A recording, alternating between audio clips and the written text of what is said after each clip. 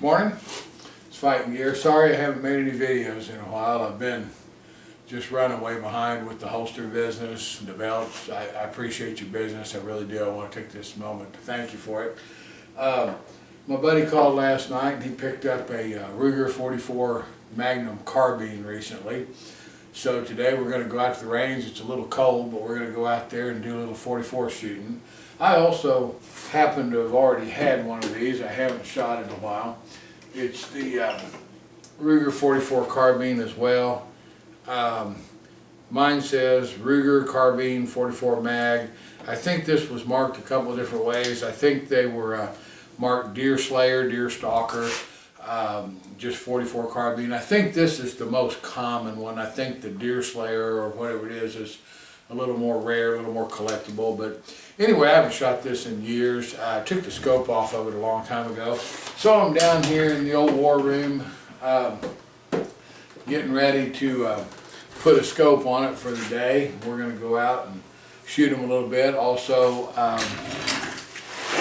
got a couple other 44s that I'm going to shoot today. One of them is used to be a bargain in the gun world, but people are getting a little smarter about them. It's a Dan Wesson. It is clear, it's unloaded. But it's got the 6-inch barrel on it. It's the Dan Wesson 44, and it's one of my favorite guns. I haven't shot this gun in a couple of years or more, so I may be a little rusty with it today. But back when I was shooting it a lot, it's a tack driver out to 50, 75 yards. I mean, it's just unbelievable. I've always thought the Dan Wessons were one of the best guns ever made. I think they had some quality control issues from time to time. You know, they've sold out now to CZ. Their 1911s are real nice guns, but I've just always been a sucker for the old interchangeable barreled models. Like I say, the 357 was the Model 15. I'm not sure what they called this. It may have just been called the Model 44, but it's a massive frame, really, really strong. And I mean, I've shot some really heavy hot loads out of it. Today I'll just be shooting some white box or Federal.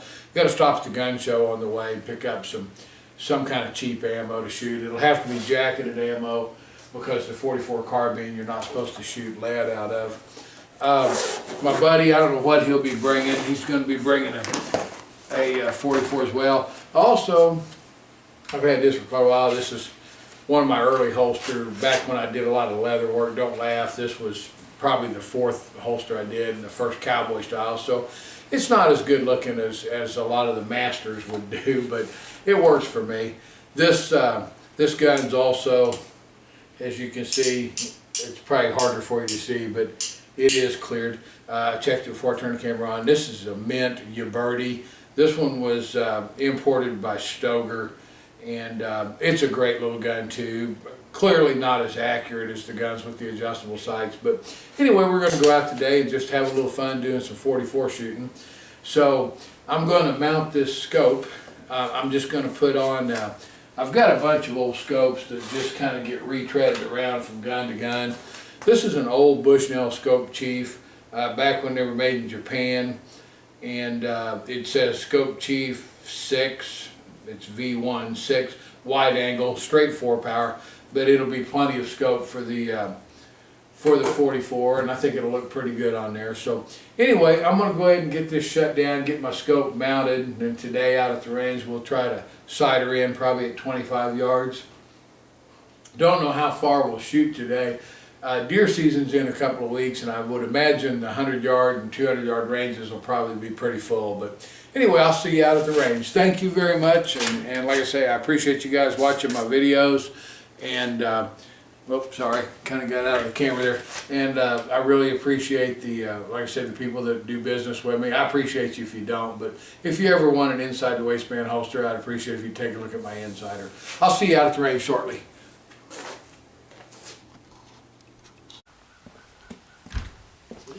Okay, we had kind of a weird thing today. We stopped at the gun show. There was no 44 mag ammo. Stopped at Walmart, not my favorite store, but no 44 mag ammo. Stopped at a farm supply, Orscheln's, and there was one box. So Greg and I have one box to split between us. So not going to be a lot of shooting. We got 2 rifles and 3 pistols to shoot. So we're going to do the best we can with 50 rounds. But anyway, that just shows the unpredictability of live work like this. Both of us have ammo at home, but we don't like to shoot our reserve supply. So anyway, I'm going to shut this down. I'm going to put a jacket on. It's a little cold out here. And we're going to shoot, like I said, I don't know how long it'll take us to get everything on target, but we're going to shoot 2 44 carbines and 3 different pistols, and we'll just see how we're doing today. And then we'll probably end up down there shooting a little 9mm since we both got some 9mm ammo. Anyway, I'll be back on in a second.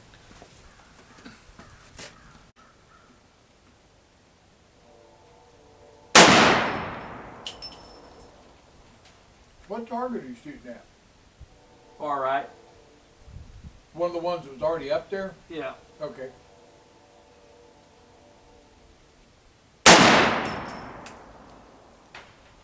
That one was just above the center of the bullseye.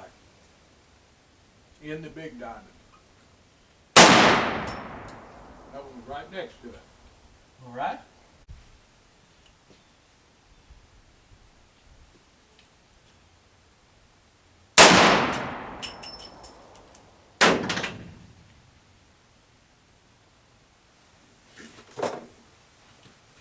Well, let's see where that one hit.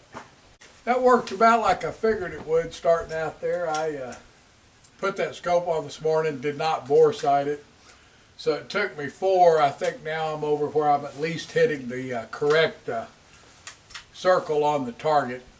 So I'm going to shoot 4 more here in a minute, and rather than really try to get it to where it's hitting right on point of aim, I'm just going to see how it groups. It may still be a little off on point of aim, but I'm going to just try to shoot a group of 4 or 5 and see how well it groups. I don't have enough ammo really to adjust the scope, and we're just at the 25-yard range. So, like I say, that's what I'm going to do, and then I'm going to go to the pistols. That's the downside of being limited on ammo. But anyway, I'll be back on in just a minute.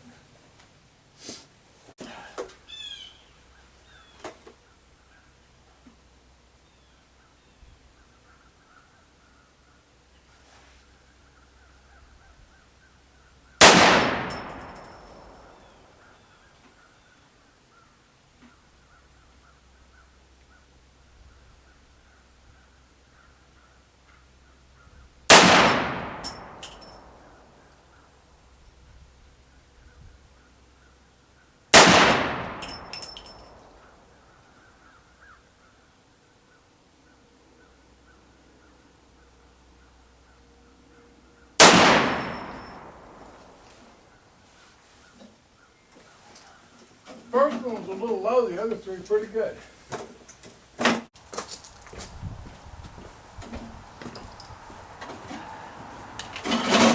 I've heard a lot of comments about the recoil on the 44 carbine. I didn't notice it being that pronounced.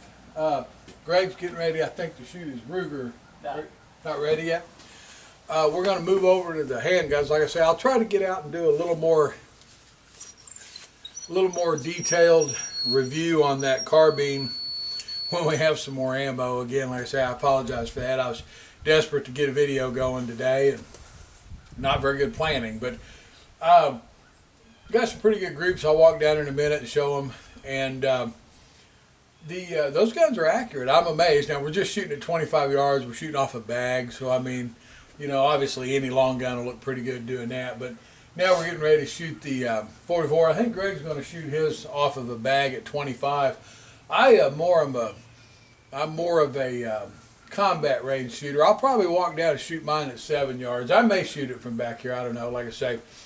But anyway, I was impressed with those 44 carbines, and nowhere near the recoil that what everybody had said. I've had mine for years. I haven't shot it in a long, long time. Greg just got his. His is actually a little better group, but then he shoots a little better than I do. So anyway, we're going to move over and start shooting the revolvers now. So I'll be back on, like I say, and show the groups when we're done. Look at this one.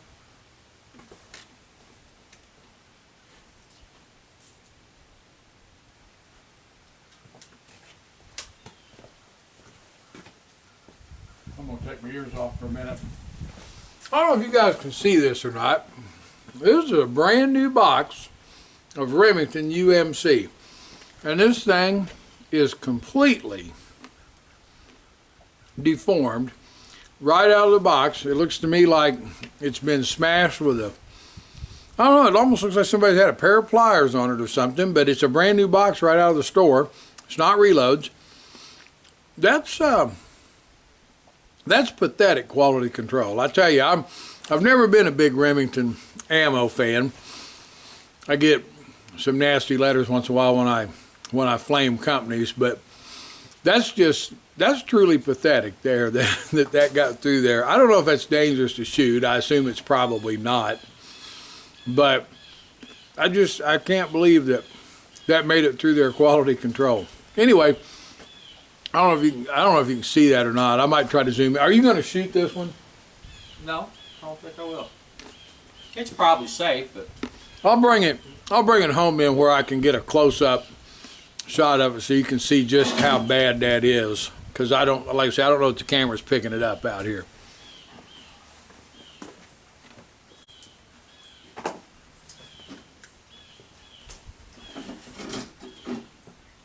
Where are you shooting at?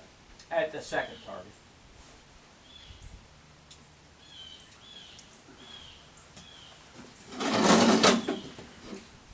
At the ones we brought or theirs? Theirs. The one on the left? Uh-huh. Okay.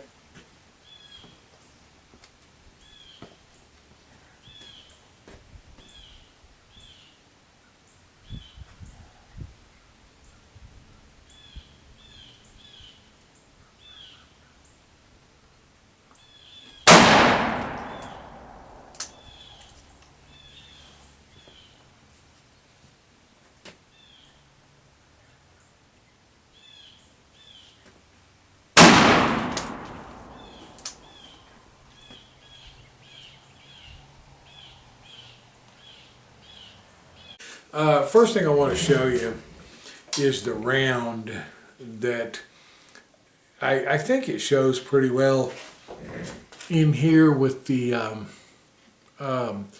better lighting. I don't know what I'm trying to say, but there's just a better view of it. This is right out of the box, Remington UMC from Orchellen's Farm Supply. I don't know if you could understand that earlier when I said farm supply. I didn't know if that was clear or not, but it was the only box that we could find. But this is rolled over so bad on this side. I don't think this would be dangerous to shoot. There's nothing wrong with the crimp, nothing wrong with the actual overall cartridge as far as the case or anything. The primer looks like it's in there right. It's just the bullet itself is mangled really badly. I don't know what it would do. I'll probably just pull it with a pair of pliers, dump the powder, and reload the cartridge. Okay, I'm back on. I need to pick something up here. This one right here, I have them labeled, and like I say, I promise I'm not egotistical enough to lie about my groups or anything. They're not that great anyway, but this is my Dan Wesson at 7 yards, standing up, offhand, no bags, no shooting sticks, nothing like that. Not a bad group. Fired at double action, and so, I mean, these are 1 inch squares, and we got about 1.5 inches spread there, so I didn't think that was too bad. That's a 6-shot group. Not all the groups are 6-shot because we, like I said, we had to split a box of ammo. Greg was nice enough to give me a couple of his, but I think I still ended up for the day firing about 27. This also was the Dan Wesson.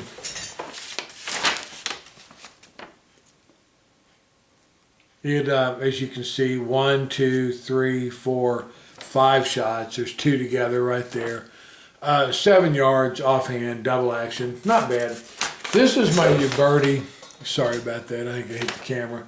At 7 yards, single action gun. So obviously it was cocked and firing single action. It's 8 shots. I loaded it with 4, and then I realized I had 2 left, and Greg gave me 2 of his. So that's why there's two salvos or rounds or whatever you want to call it of 4 shots each. But you know, that's actually pretty good for a thin blade sight with a frame mounted rear sight with no adjustability. The next one here, I was pretty tickled with both of these. This is the 44 carbine at 25 yards, 4 shots, and you know, that's pretty good. The first one went low. The next 3 actually were real good. In fact, I think I commented in there about that. And then this one I'm actually pretty proud of, other than the flyer. That's the Dan Wesson, offhand. I did not use the bag with mine, at 25 yards. And I think that's not a bad group. Now I got one flyer way up here that the real good shooters, the Hickoks and the guys like that, aren't going to have. But anyway, like I say, I didn't think the shooting for the day was too bad. All things considered, I think the guns shot very well today. Like I say, the U-Birdie, I was pleasantly surprised. Not particularly good sights. I mean, it's built to be a Western type gun. The Dan Wesson it has always been an excellent performer. The Ruger carbine shot great. I haven't shot it in years. Greg's shot great. It was new to him. He didn't shoot it much. I think he shot 4 to 8 rounds through it. Like I said, we didn't have a lot of ammo, but it was cold out there. I was glad to get out there anyway. I'm going to go ahead and post this up. It's going to be a little bit of a chopped up kind of, not a great video, but I wanted to get something up there. I've been really busy with the holsters. So it's been a while, and you know, I've got quite a few people now that watch and send me emails, and I really do appreciate that. I will try to get some more videos. I'll try to get back out there and get a lot better, more detailed review on some guns. I'm going to try to start doing a little bit more in-depth reviews. If I get too talky and you guys get tired of hearing it, just let me know. And if you got some ideas for something you want to see me do, let me know. I've got access to a lot of guns that I don't own. And maybe I can do something on one you want to see, or if there's something else you want to see, you know, you probably don't want to hear my political comments or religious comments or fashion comments or anything like that. But you know, as far as guns and gun-related stuff, knives, things like that, if you got a question about something, let me know. If I don't know it, I know a lot of knowledgeable guys that can help me out, so I'll try to get that done. And I'd appreciate some ideas on some videos. As always, thanks for your support on the holsters, and I'll see you soon with a better video.